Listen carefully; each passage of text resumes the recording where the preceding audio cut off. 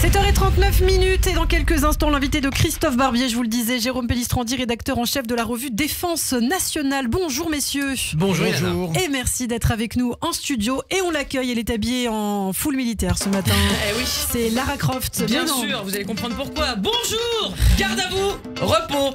Aujourd'hui nous recevons un général et moi quand j'entends un général je me projette directement dans la scène mythique.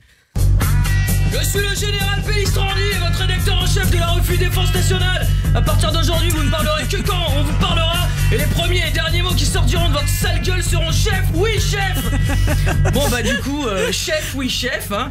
Avec vous, on va parler du sujet en ce moment sur toutes les lèvres. Hein. Non, je ne parle pas de Gérard Miller qui visiblement affectionne particulièrement d'être sur toutes les lèvres aussi du coup. Miam, belle image à 7h40. Non, quand on vous voit sur un plateau télé, on sait que c'est pas pour parler actu people ou faits divers, hein, mais bel et bien de la guerre qu'on voit danser aux quatre coins de la terre. La guerre donc c'est votre spécialité, un peu comme Booba Gump avec les crevettes dans Forrest Gump. Hein. Guerre extérieure, guerre civile, guerre offensive, guerre défensive, guerre de religion, guerre d'intimidation, guerre mondiale, guerre locale, guerre nika, guerre chouine, hamburger. Entre le Hamas qui a attaqué Israël, la Russie avec l'Ukraine, l'Azerbaïdjan avec l'Arménie, le Sahel, le Soudan, Haïti, un risque d'embrasement mondial, c'est le sujet qui cartonne. Hein. Vous devez crouler sous le boulot. Eh les guerres, on peut se calmer un peu parce que le général Pellistrandi, si ça continue, il va se mettre en SNCF. Pardon, en grave, lapsus, j'ai confondu les deux, excusez-moi.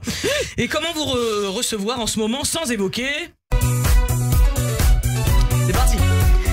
Aujourd'hui, il sévit au pays de Russie et se prend pour une star en voulant redevenir tsar. Il diffuse les fake news et autres calomnies avec cette infamie d'avoir fait tuer Navalny. Figé au pouvoir comme le botox sur son front, il mène la guerre sur tous les fronts. L'Ukraine en ligne de mire, il rêve du grand empire et fait craindre le pire. Vladimir Poutine, dictateur qui cabotine, son truc à lui c'est la tyrannie. Vladimir Poutine, c'est jusqu'au bout qui s'obstine, comme on atteste Prigogine. Bon, avec la chanson que je viens de chanter, c'est pas demain qu'on me reçoit au Kremlin. Hein. Bravo. Ouais, ça s'appelle de la parodie. Hein. Il y en a qui sont emprisonnés pour moins que ça. En Iran, une chanson comme ça et chanter en public et les cheveux lâchés, je vais vous faire un strike. Hein. Alors je dis ça, mais j'avoue que ma famille a habité en Russie quelques années. Hein. Ils se sont dit, la Pologne, ça devient craignos. Si on allait s'installer dans cet Eldorado accueillant et chaleureux en Sibérie, c'est comme ça que mes grands-parents ont survécu, entre autres à la Shoah. Du coup, avec la mutation génétique, ça doit être pour ça qu'on me prend un peu pour une Russe, hein, souvent. On m'appelle Natacha au lieu de m'appeler Annabelle Nakache. Hein, mais bon, ça va. Demain, donc, transition, le 24 février. En transition. Ouais, oui, quand même. Ça n'a rien à rapport. Demain, le 24 février, donc ça fera 2 ans que la Russie a envahi l'Ukraine. Hein. Davai, nous allons fêter l'anniversaire.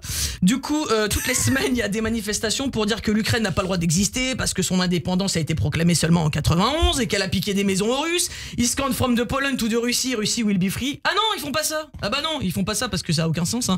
Bah pourquoi ils font ça pour Israël du coup? Bizarre. Je donne ma langue au tsar. Par contre, l'ONU est irréprochable sur la question. Ils éditent des sanctions contre la Russie, réclamant sans relâche un cessez-le-feu. Ah non, ils font pas ça non plus. Bah pourquoi ils font ça pour Israël du coup? Bizarre, je donne ma langue au tsar aussi.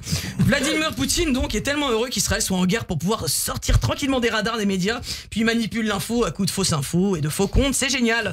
Mon autre anniversaire hier, 21 février, à l'occasion de la commémoration de leur exécution il y a 80 ans, était accueilli au Panthéon Missak Manoukian et sa femme, et aussi les 23 camarades résistants de Missak, hein, les 23 étrangers de l'affiche rouge, les résistants, francs-tireurs, partisans et main-d'œuvre immigrés qui se sont battus courageusement pour la France contre les nazis. Parmi eux, il y avait de nombreux juifs, et si on calcule bien, entre ces vrais résistants, Badinter et les victimes du 7 octobre, ça fait beaucoup de juifs ces derniers jours à qui on a rendu hommage parce qu'ils ont été héros ou victimes de l'histoire, ou les deux. À l'image de la Poste, la Sécu ou la Préfecture, l'attente a été longue, il aura fallu attendre 80 ans pour qu'on glorifie et qu'on remercie comme il se doit ces jeunes héros courageux dénoncés par leur propre parti, le Parti communiste, et morts d'avoir voulu défendre la liberté. Hein. Leurs mots avant de se faire exécuter étaient empreints d'une dignité exemplaire et d'un optimisme face à l'avenir du monde.